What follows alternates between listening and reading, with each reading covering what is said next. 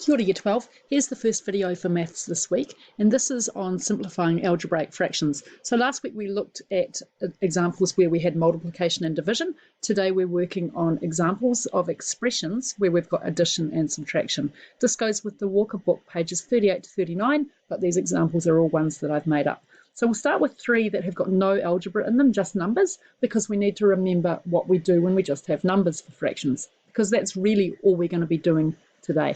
So just take a look at those two and write them out into your books and have a go at them. Okay, now I'm going to go through them. So the main thing you've got to remember when you're adding and subtracting fractions, of course, is that you must have a common denominator. And in the first example here, we've already got that common denominator, and it's 3. So this one is simply 7/3. Okay, so that's all the way back to year 9. Now in the next one, I've picked two numbers where when you first learned how to do these, you might have tried to times those two together to multiply them. But we don't need to do that, and that's a really inefficient strategy. Now, it's not a big problem back in year 9, but it can really slow things down when we're working with algebraic fractions. So here, instead of timesing 7 and 17 and 14 together, all we need to do is to look for the lowest common multiple of 7 and 14. And it's simply 14, right? Because 7 goes into 14, and 14 goes into 14. So all I have to do here is to change the 3 sevenths.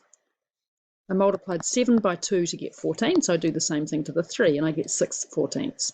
6 fourteenths plus 11 fourteenths. That gives me a total of 17 over 14. Now the other thing that you could have done when you were writing that one out is this. 3 sevenths plus 11 over 14. Instead of writing it as those two separate fractions, you could just write it as one fraction with a common denominator and just work directly like that. Sometimes you'll see that I do that when I'm doing algebraic fractions. It's exactly the same thing. Right, here's a third one for you to try. Okay, so hopefully what you've spotted here is that we don't need to multiply 6 by 9. So I'm not going to work with 54 as the common denominator.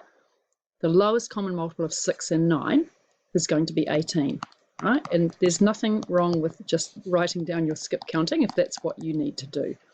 So the LCM is 18. 6 watts are 18, 6 threes are 18. So we times 5 by 3 as well, and we get 15. 9 watts are 18, 9 twos are 18. So we multiply the 7 by 2. That gives me a total of 29 over 18. Now, if we had done it the other way, here's what would have happened. So if we do it out of 54 to start with, we have 6 nines are 54. So 5 nines are 45. 9 sixes are 54. So 7 sixes are 42. So this is fine, right? It's completely correct. But when we get to here, we've got 87 over 54. And then we need to simplify. And it's really common for students not to think about this last step of simplifying, especially when the numbers are worse than 87 and 54. But here we've got a common factor of 3. So 3 watts are 87. 3 times 29. 3 watts are 54. 18. So we get there in the end, but it's less efficient. Okay, now we're finally going to look at these algebraic fractions, starting off with some that should feel reasonably easy. So I want you to apply those principles of finding the lowest common multiple and try these three in your books, and then unpause the video, keep playing it, and work through them with me.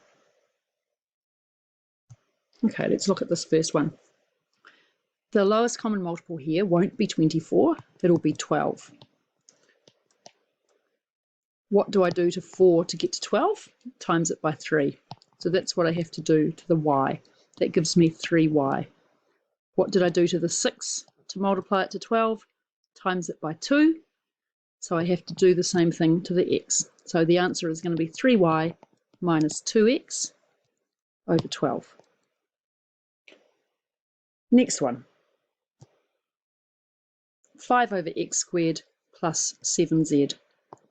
So in this case, the lowest common multiple is just going to be those two things multiplied together. So x squared times z.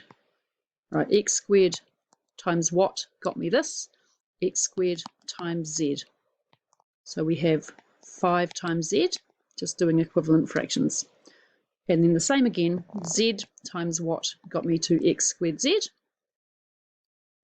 And this time it's z times x squared. So we do the same thing here. And that gives us 5z plus 7, whoops, it should be a 7, not a z, plus 7x squared. And that's my final answer for this one. Right, one more. 2 plus x over 7. So 2 is simply 2 wholes, or 2 over 1, plus x over 7. My lowest common multiple here is going to be 7. And I need to multiply 2 by 7. So that gives me 14 plus x over 7. So that's just writing that as a single fraction. Right, now I've got 4, 5 and 6 are going to be a little bit trickier. Where are they? Here we go. So I'll just shrink that so you can see those next two. So pause these and have a go at these. Okay, so number 4 is going to have a lowest common multiple of x minus 4 times x minus 3. We need to multiply 1 by what? Well, what happened to the x minus 4? It got multiplied by x minus 3. So we're going to have 1 times x minus 3 plus 2 times x minus 4, right? Because I had to take that x minus 3 and multiply it by x minus 4. So this is a little bit more work because you can see that we're not finished yet. We have to expand out that numerator and then collect up like terms. So we get x minus 3 plus 2x minus 8 divided by x minus 4 times x minus 3. That gives me a final answer of 3x minus 11 divided by x minus 4, x minus 3. Now it's worth just checking when I get to that final answer that I can't then factorize this and simplify further. But in this example, that's as far as we can take it. So that's that one. Okay, number 5. What's my common multiple going to be? I'll just get some space back.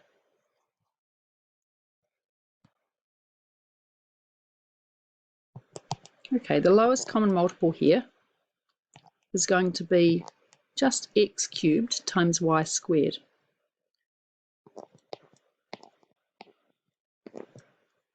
And that's because x squared goes into that one. So it's a bit like the example where I had the 7 and the 14. So what did I have to times the x squared by to get it up to this one here?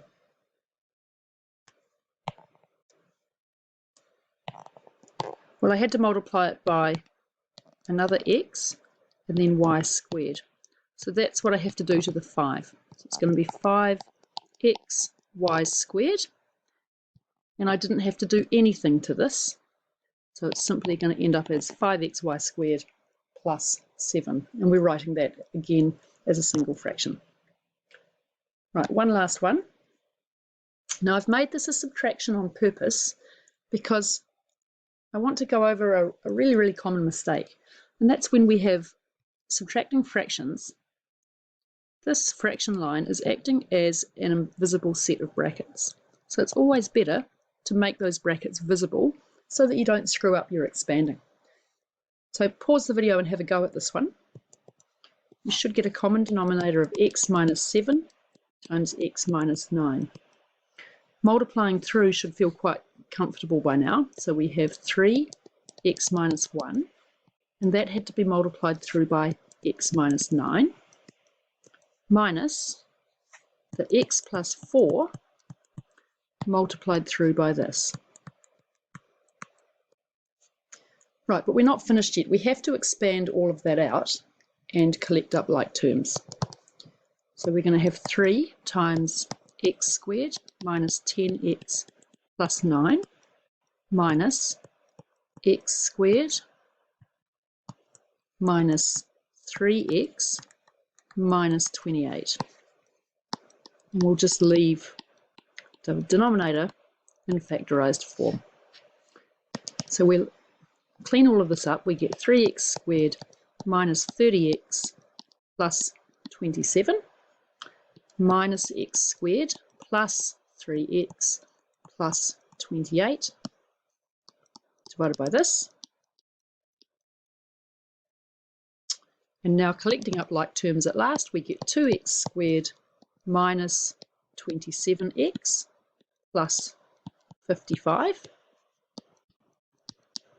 divided by this. Now you can take a look at that and see if it factorises. I'm pretty sure that it doesn't in this case.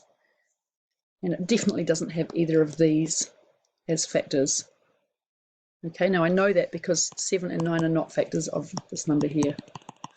Right, that's all for now. So go and do basically all of the questions on pages 38 and 39 are really good. I'm going to make a couple more videos tonight for later in the week in case I need to be off school. So hopefully you can, if you want to, you can go ahead on the work for the other days. Thanks for watching.